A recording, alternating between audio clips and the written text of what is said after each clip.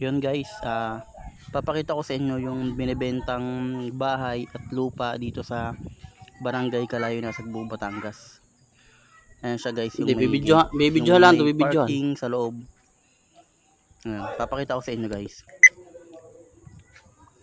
Ito yung bali yung harap niya. Ayan, may tulay siya dyan sa taas, second floor. Try natin akyatin para makita nyo.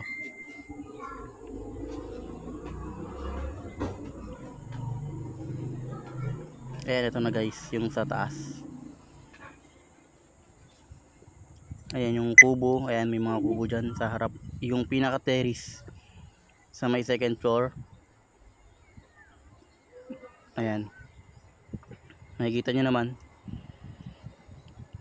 Itong bahay na to guys, ginagamit siya pang pang room for rent. Yan, pwedeng pang business.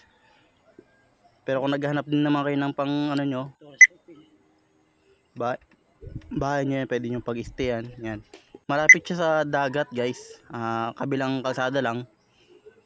Tapos ayan yung mga kubo. Mamaya itutur ko kayo sa mga kwarto. Ayan, yung kwarto niya sa taas ay merong tatlong kwarto na ginagamit, pinapaupahan sa mga bisita. Ayan guys, yung kwarto niya yan sa loob.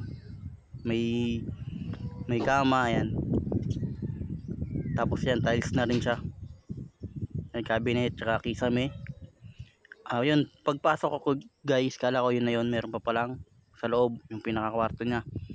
Ayan, double deck naman siya. Kung may mga gustong mag-outing kasi, pinapaupahan siya ng may-ari. Ang presyo dyan guys, umaabot ng ng 4.5 to 6.5 per overnight, up to 12 packs yun, 12 to 15 packs. Ayan, yung CR na guys, ito yung CR nya.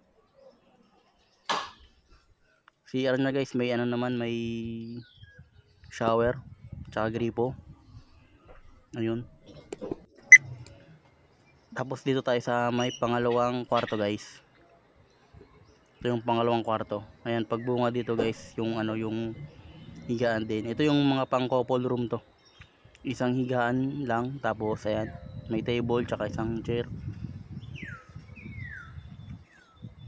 Tapos ito yung CR nya. Bawat kwarto guys may CR. Tsaka ayan, may exhaust fan na rin bawat kwarto. Tsaka meron na rin guys aircon.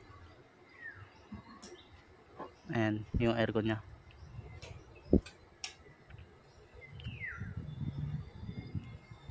Tapos ayun, yung ilaw. Ayan, tiles din, pareho lang nung tiles nung sa unang kwarto.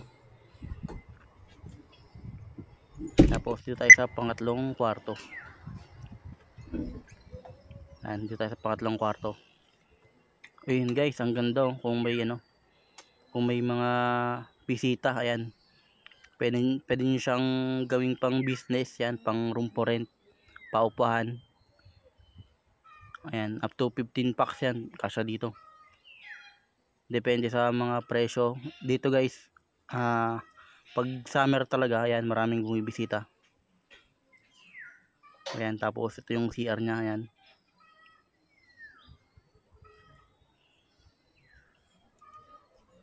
malawak yung pangatlong kwarto.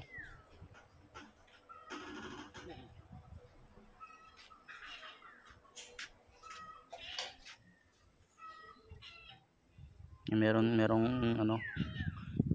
apat na higaan. Para siguro to sa mga pag maraming magkakasama, mga grupo ba. Ay bali pala, anim na higaan dito sa pangatlong kwarto. Kasi yan guys, pakita ko ulit sa inyo yung view dito sa terrace. Ayan,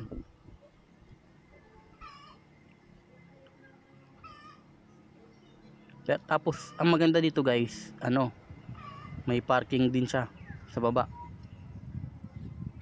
May sariling parking. Tapos may mga kwarto din dito na na pwedeng magamit. Ayan, harap lang siya ng kalsada guys, malapit sa beach. Ayan yung mga kwarto. Merong kwarto sa loob pero hindi na nabuksan. Nakalak. Ayan, malawak na yan. Malawak na parking.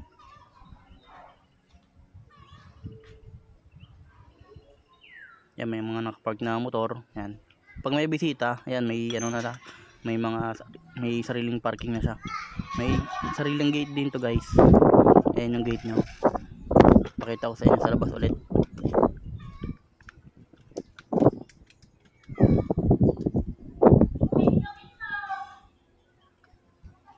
Ayan. Ganyan siya sa labas. Napasukin natin guys. Meron pa sa likod dyan guys. Tignan natin yung sa likod na ano. Na mga bahay din. Kwarto. Ayan. Malawak dito guys. Ayun sila nag-aayos ng ano,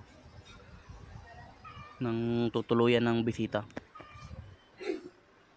Tapos ayun guys, ito yung sa likod. Dito nakatira yung sila Ate Utche, yan, anak ng mga Lulong Miguel. Yung nagbebenta guys nung area. Yan guys, yung kabuuan ng ano, ng lote na binebenta. Ginagamit siya guys sa ano, pang bisita yan. Kumikita siya sa pang bisita kapag summer. Yung may mga umuupa. Tapos ito guys, yung daan niya papuntang dagat. Malapit lang naman guys. Mga ilang minutes lang ang lakad papuntang ano, papuntang dagat.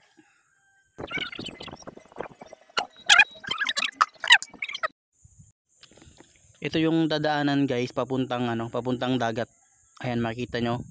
Isang diretso lang tapos kaliwa. Meron pa ibang daan, yun sa harap, sa kabila. Basta isang ano lang siya, isang way lang ng dagat. Sa kabilang kalsada lang yung lote.